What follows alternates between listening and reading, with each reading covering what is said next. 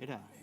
Yes, so ever since I got involved in philosophy, I have been interested in the applied side of it, in political philosophy and ethics, but also not just ethics at the theoretical level of trying to understand what it is we're doing when we make moral judgments, but in trying to think about how we ought to live. And in doing that, I've come to some conclusions that are contrary to the way most people behave. So, for example, in looking at questions about the moral status of animals, I've come to the conclusion that we're treating them in ways that are not justifiable, and a part of that, in fact a very large part of that, is the way we raise them for food. And it follows from that I think we ought not to be complicit in those ways of raising them for food, and that means that we ought to change our eating habits and either become vegetarian or vegan, or at the very least avoid factory farmed animal products. So that's one example.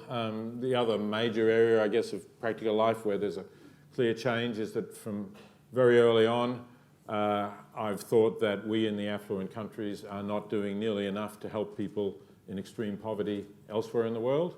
And I've argued that not only should governments do more, but since governments seem reluctant to really do substantially more in that area, it's up to us as individuals, that at least those of us who are middle class or above in affluent societies have the capacity to reach into our pockets or go online and actually assist effective organisations that are making a significant difference in the lives of people who are, whose lives are just incomparably more constrained by resources than ours are.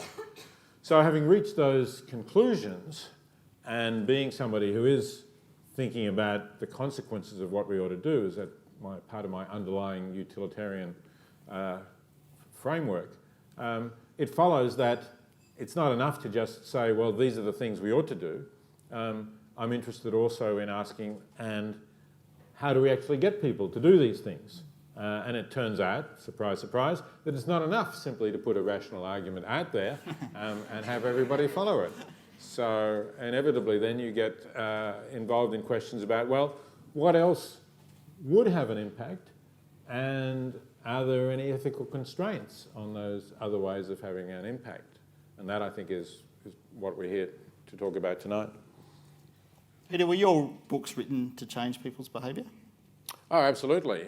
Certainly, if you start out with, say, my second book, we'll leave the Oxford thesis book that I wrote out of it, but the second book that I wrote was Animal Liberation.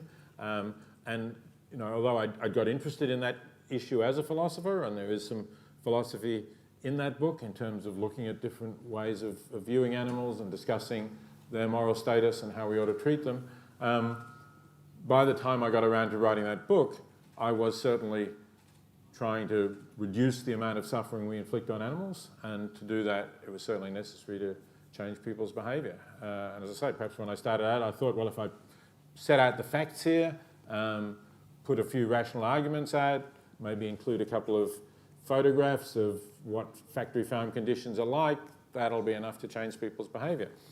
I mean, interestingly, it is enough to change some people's behaviour. When I speak, I quite often get somebody coming up to me and saying, I read Animal Liberation and became a vegetarian.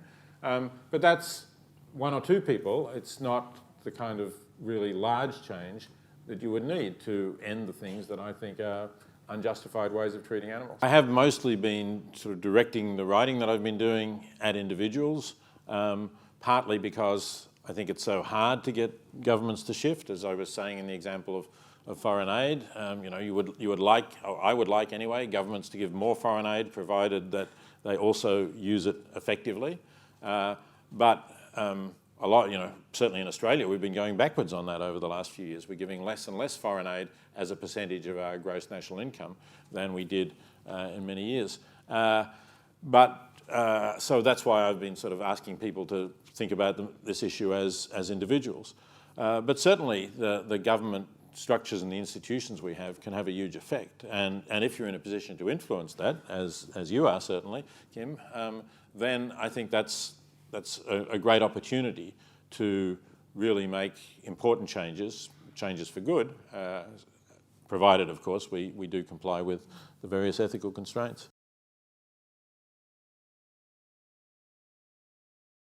at least some people in the United States would have the idea that, well, governments serve to protect these rights. We've got a Bill of Rights, and that's what governments are supposed to do, and basically they shouldn't go beyond that, or they don't have perhaps a right to go beyond that. But I think the view that I hold would be that governments do have a duty to promote the well-being of the people over whom they are governing. Again, provided, of course, that they're not violating some set of constraints, which may be put in terms of rights. But if they're not, then, and they have an opportunity to do good, to make people healthier or happier or live more sustainably, whatever it might be, then I think they should be doing that. I think they'd be lacking in their duties and in their role if they said, no, we don't have any reason to do this. So I would say where you see those opportunities, where they're clearly on balance going to produce more good than harm, and where you're complying with those other ethical constraints, that is what governments should be doing.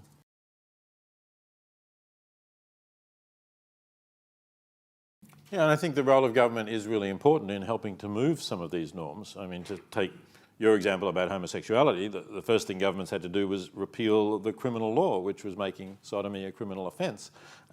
So that's a start. Now, you could say to some extent that was a response to already changing norms, but it certainly pushes things further.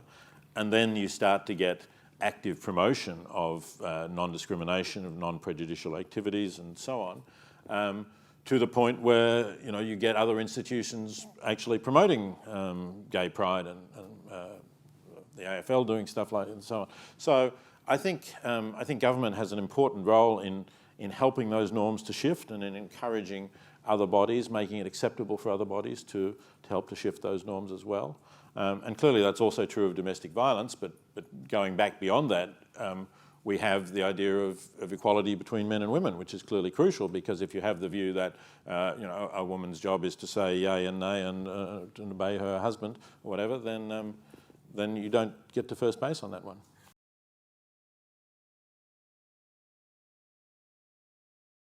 It's going to vary though, isn't it, with particular cases, and cases where the evidence is of harm to our own health.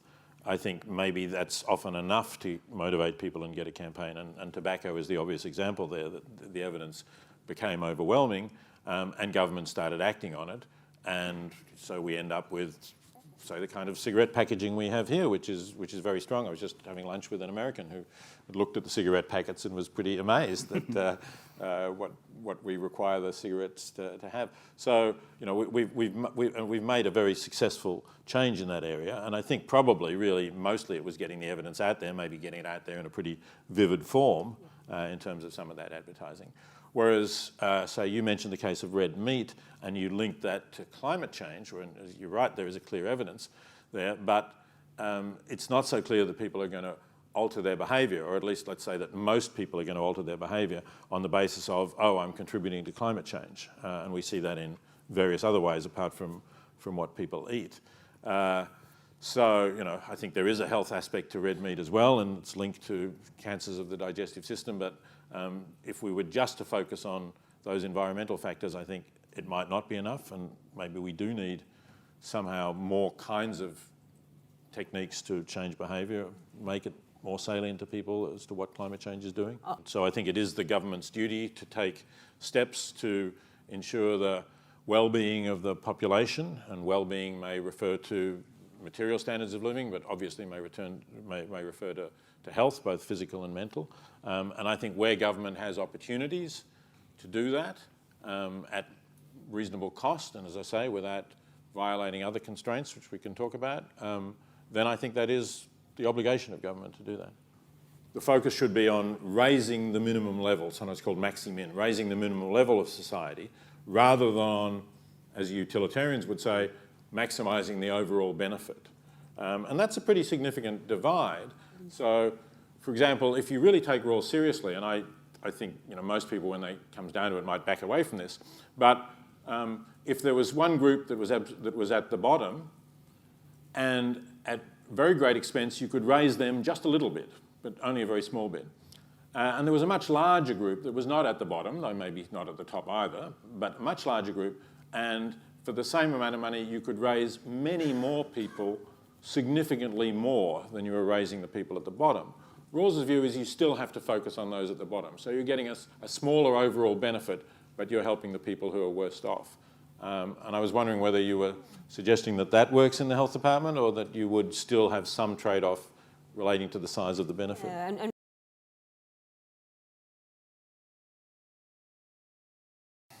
Peter.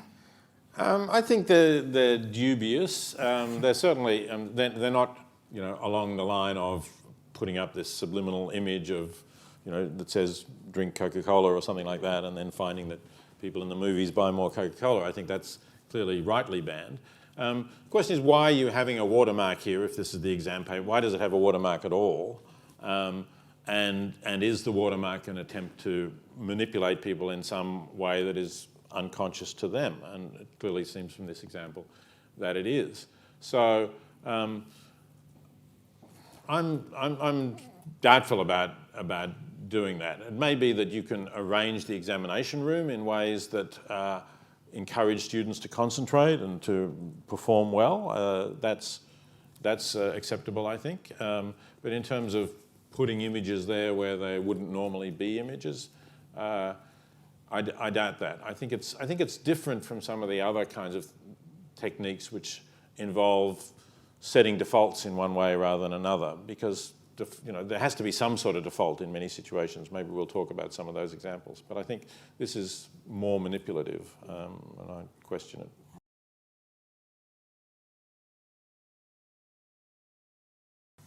Yeah, clearly you can't present all of the information, but I think you ought to be presenting the information that is, firstly, that's got a good evidence base, obviously, and secondly, that is, reasonable people would think is most relevant to the decision that is being made. So, I mean, in some of these cases, maybe there's information about treatments that would be life-saving, or having checkups that are, very likely to save a lot of lives of various stages. But maybe, 1 in 5 million of those goes wrong, and there's some lasting damage done to the person who goes. I don't know that you need to mention those tiny risks that are going to clearly be offset by the benefits to the vast majority of people. But it is a matter of judgment as to when the risks get serious enough so that they should be disclosed. People sometimes object that setting defaults to change behaviour is paternalistic, but I think it, exactly as Kim said, if you give people plenty of opportunity to opt out, you make sure that they're informed about their opportunity to opt out, it's an easy thing to do, they don't have to go through a very complicated procedure, then it's not actually constraining free choice. It's simply saying, in both cases, people would be choosing, they would have to choose to have their health records put into that system and universally accessible, or they would have to choose not. So I think it's just changing the choice options, and I would agree with that. Yeah, I guess there's two differences between this and the cigarette packages. One is that this is specifically targeted at young women, as you said, and there isn't a comparable thing for young men. And it also reinforces this idea about how important it is to look good. It's a kind of reinforcing that idea about the importance of beauty, and maybe we already have plenty of reinforcement in this society from commercial vendors of products. And so that's another reason why I would also really agree with Kim, I'm reluctant to do it. And once again, if you could convince me that this was really going to save a lot of lives, this was uniquely effective as compared to other kinds of advertising which would not save as many lives, then I might be persuaded that despite those concerns, it would be worth it. But I would really need good evidence that you can't do this another way.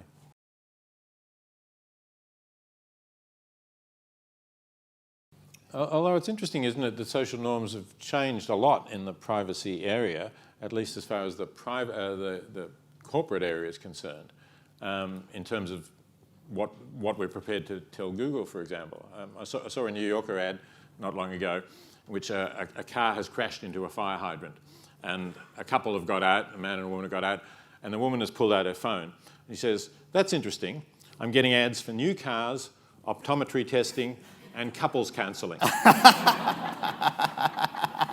And when you look at the ads, if you do allow Google that information, as I do, because I'm not that worried about Google abusing it, it is interesting what Google knows about you, right? And it is interesting what Google is giving you relevant information, which is helpful in many cases. And I don't really mind. I don't have this strong sense of preserving privacy about those things anyway. So maybe eventually, I agree you want my health records to settle down in a sense, but maybe eventually you'll be able to get people's consent to allow you to use that information for their benefit.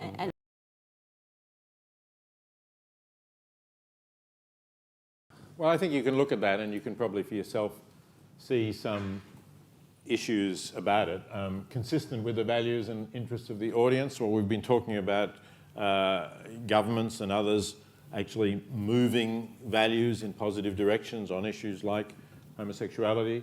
So it depends what you mean by consistent, sort of within the broad range in some way, not stepping too far ahead, yes, but not simply consistent in the sense of echoing. Must not violate individual rights. Well, exactly what rights do individuals have? Are they absolute? I really don't think rights can be absolute in where it's the only way to prevent overwhelming catastrophe, example. I think we are justified in violating what would otherwise be individual rights. Transparency, I'm happy to agree with, and there is that qualification that sometimes you need to do randomised trials where you can't tell people which arm of the trial they're in. But the last one, it's pretty obvious that governments take away things from people without their consent all the time, isn't it? I mean, do we have to consent to our tax money being taxed? I don't think so. So I think a lot of that is too sweeping. But some of them are clearly going in the right sort of direction with qualifications.